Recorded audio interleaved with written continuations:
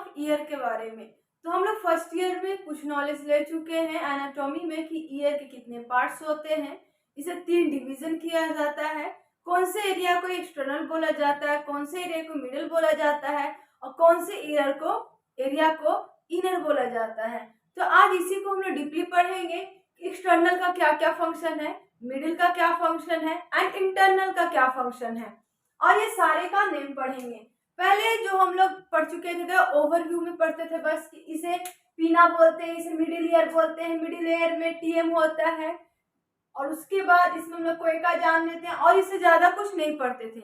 लेकिन बीएससी में आने के बाद ये हर एक ऑर्गन को, हर एक चीज को, उसके बारे में, उसका फंक्शन सारे कुछ पढ़ना है। तो आज हम लोग उसी के बारे में पढ़ते हैं।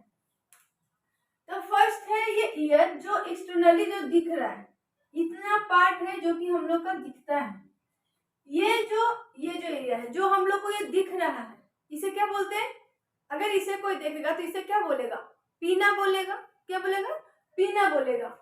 अब इस चीज को भी अलग अलग डिवीजन किया गया है।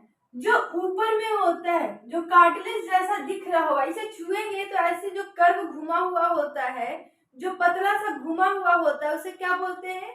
इस ऑर्गन को पढ़ते टाइम जिस चीज को भी फील कर सकते हैं, देख सकते हैं, उसे देखेंगे हम लोग तो ही अच्छे से याद होगा। तो जो कर्व जैसा घुमा हुआ है उसे क्या बोलेंगे? हेलिक्स। और उसके बाद है स्कैपुला। स्कैपा क्या होता है? स्कैपा जो अंदर, देखिए ये वाला चीज है जो स्कैपा है, थोड़ा सा उठा हुआ है, इसे बोलते हैं स्कैपा। उसके बाद एंटी हेलिक। हेलिक हुआ ये ऊपर जो उठा हुआ, उसके बाद जो अंदर गया, ये वाला चीज को क्या बोलेंगे? एंटी हेलिक। क्या बोलेंगे? एंटी हेलिक। उसके बाद पीना, ये तो एक्सटर्नली जो पूरा दिख रहा है उसे हम लोग पीना बोलते ही हैं। उसके बाद एंटिक्यूलर लॉब। एंटिक्यूलर लॉब क्या होता है? जहां गर्ल्स लोग इयरिंग पहनती है, आजकल बॉयज भी इयरिंग पहनते हैं, उसे क्या बोलते हैं? एंटिक्यूलर लोब्यूल बोलते हैं। एंटिक्यूलर लोब्यूल क्लियर हो गया। ये जो बस जो सॉफ्ट है, यहाँ पे एक भी बोन नहीं प्रेजेंट होते हैं, उसे क्या बोलते हैं? एंटिक्यूलर लोब बोलते हैं। स्पीना ओवरऑल पूरे को बोला गया है। एंटी हेलिक्स, हेलिक्स ऊपर है, जो उठा हुआ पार्ट है उसे हेलिक्स बोला गया है।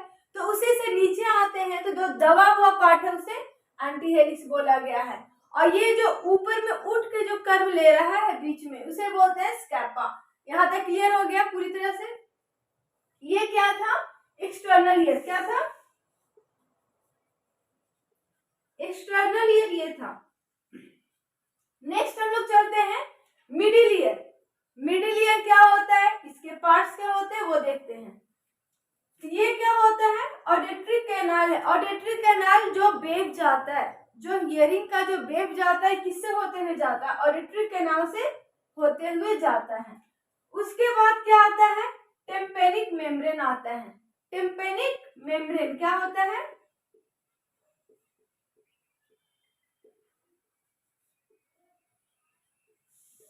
टिम्पैनिक मेम्ब्रेन एक तरह से ड्रम जिसको बोलते हैं। पहले हम लोग क्या बोलते थे इसे? ईयर ड्रम, इसी को बोलते हैं ईयर ड्रम, इसी को बोलते हैं। जैसे ये तरह से, एक तरह से इसे देखिए बताते हैं। ये हाथ गया, ये जो होल है, ये जो होल है, यहाँ से वेव जा रहा है अंदर, तो ये जो वेव गया ये क्या हुआ? ऑडिटरी कैनाल हुआ, कैनाल की तरह बना ये। लेकिन यहाँ पे एक माने चादर सा लगा हुआ, ये जो चादर है वो क्या हुआ? टिम्पैनिक मेम्ब्रेन हुआ। इसी पर आवाज जाके टकराता है, फिर नीचे कर्व की ओर लेता है। इस पे आवाज टकराया और जो वेव बना, जो वाइब्रेशन होता है, वो वाइब्रेट करता है इसे मिलस और इंकस को। ये दो हैमर की तरह होता है, और जैसे पर्दा यहीं पर है, ये वाइब्रेट हुआ, जैसे इसको हम मारे तो ये भी चीज हिला, उसी तरह से ईयर में भी होता है। इस तरह से हैमर लगा हुआ है, हैमर। जब ये टिम्पैनिक मेम्ब्रेन, ईयर ड्रम हिलता है तो ये चीज को वाइब्रेट करता है, तो इनकस और मैलस दोनों है इस तरह से वाइब्रेट होते हैं। उसके बाद ये साउंड आगे ट्रेवल होता है। आगे ट्रेवल होता है तो ये जगह पे देखिए एक चीज और होता है, ये एरिया, यहाँ पे दो विंडो पाया जाता है। एक होता है ओवल विंडो, एक होता है राउंड विंडो। एक क्या होता है? ओवल विंडो, एक होता है राउंड विंडो। तो ये जो होता है इसे बोलते हैं ओवल विंडो। ओवल विंडो यहाँ होता है। उससे जस्ट जो नीचे होता है उसे क्या बोलते हैं? रॉन्ड विंडो,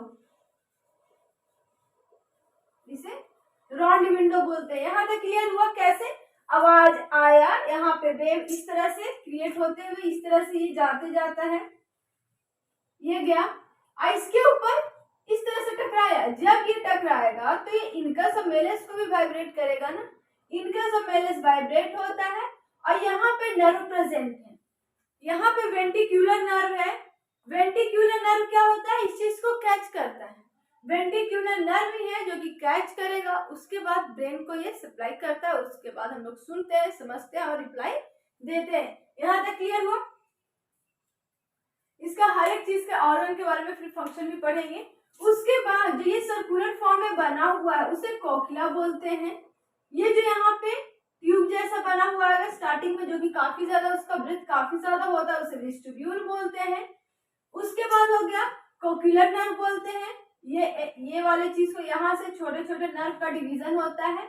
जो मेन वाले ब्रांच हुए उसे कोक्युलर नर्व बोलते हैं, जो साइड में है वेस्टिब्यूलर नर्व बोलते हैं। इसे क्या बोलेंगे, इधर साइड से जो आया है ऊपर में होता है semi circular canal.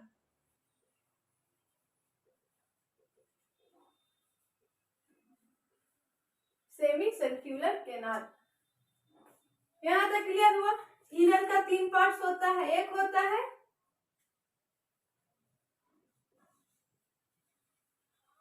External, middle and last is inner. यहां तक क्लियर हो गया। एक्सटर्नल को क्या बोलते हैं, एक्सटर्नल को आउटर ईयर भी बोलते हैं, और फिर मिडिल को मिडिल ही हो गया, इनर को इंटीरियर भी बोलते हैं।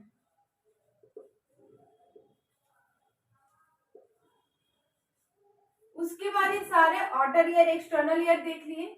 जो यहाँ पर यहाँ तक जो हुआ ये वाले चीज हुआ, इसे हम लोग क्या बोलेंगे, इनर ईयर, और ये सॉरी मिडिल ईयर, और ये जो बचा हुआ पार्ट है उसे क्या बोलेंगे, इनर ईयर बोलेंगे। तो ये वाला चीज क्लियर हुआ, कहाँ से कहाँ है, यहाँ से यहाँ एक्सटर्नल ईयर है, यहाँ से यहाँ मिडिल ईयर है, और यहाँ से यहाँ इनर ईयर है।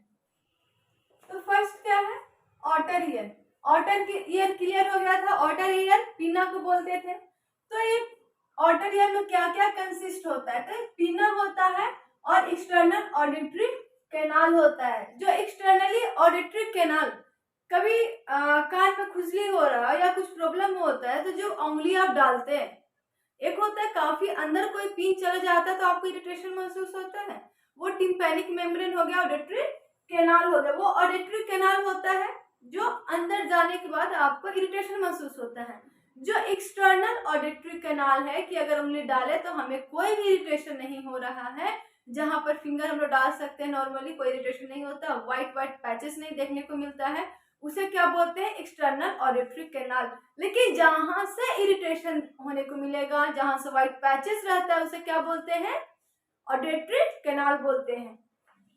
यहाँ तक क्लियर हुआ। पिना किसे बोल रहे हैं, एक्सटर्नल ऑडिटरी कैनाल।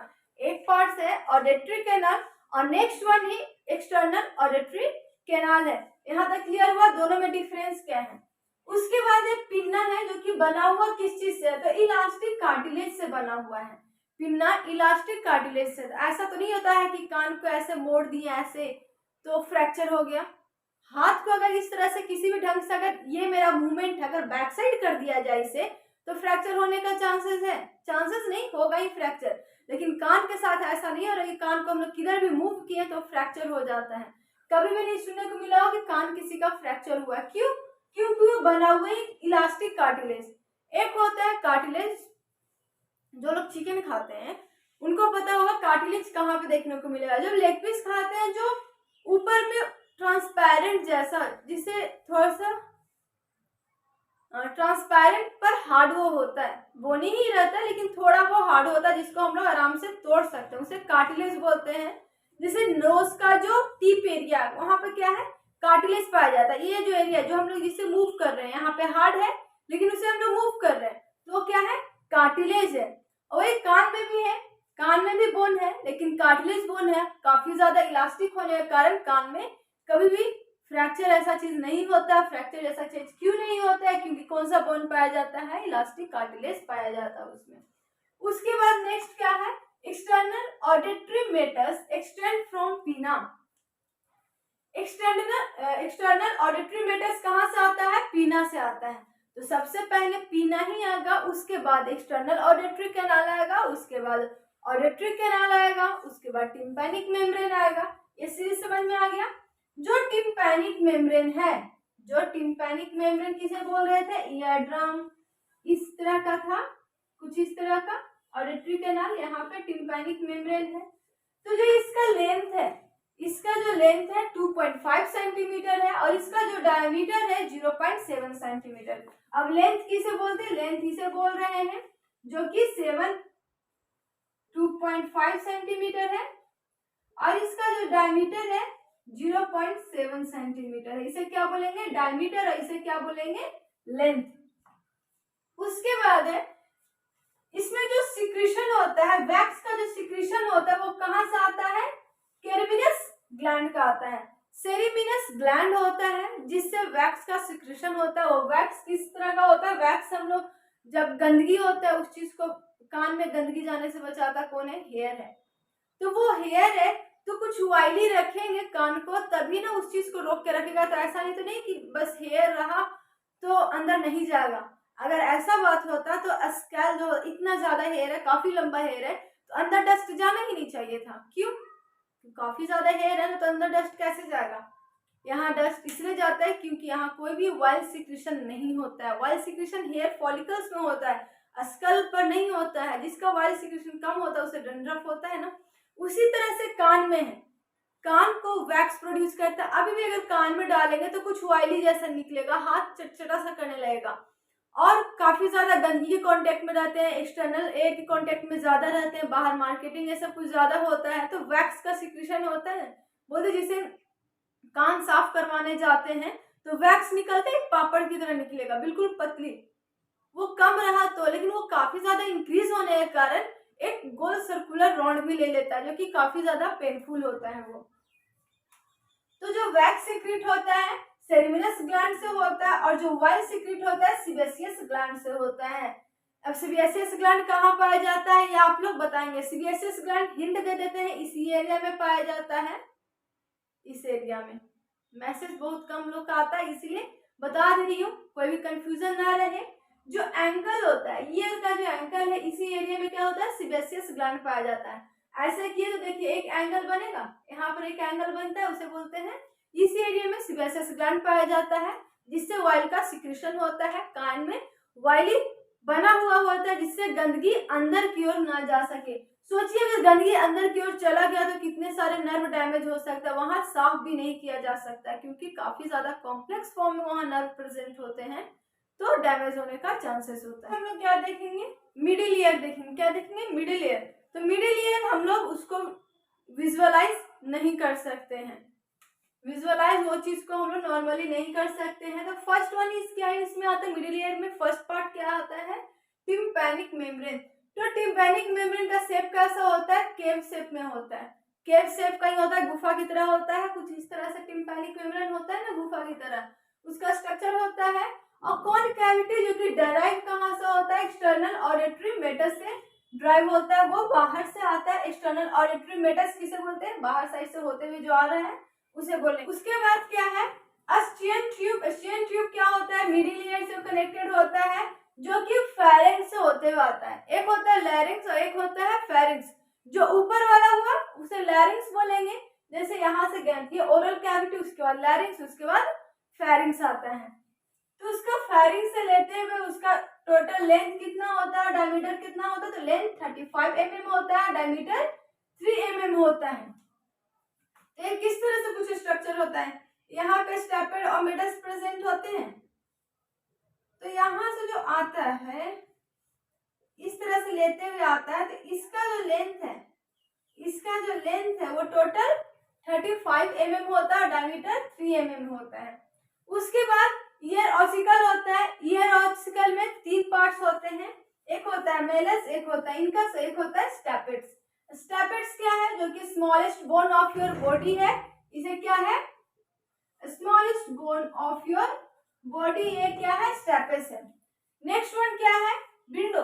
विंडो दो तरह का होता है, एक ओवल विंडो होता है, एक राउंड विंडो होता है। ये चीज क्लियर है, कहाँ पे प्रेजेंट होता है, फर्स्ट में ही बता चुके थे। उसके बाद है मसल्स। मसल्स प्रेजेंट होता है टेंसर, टिम्पैनिक और स्टेपस, और एक होता है स्टेपिडियस। ये हुआ स्टेपिडियस और यह होता है स्टेपिडस है, दो मसल्स है। स्टेपिडस है जो कि सबसे छोटा मसल्स बॉडी का क्या है, स्टेपिडस है।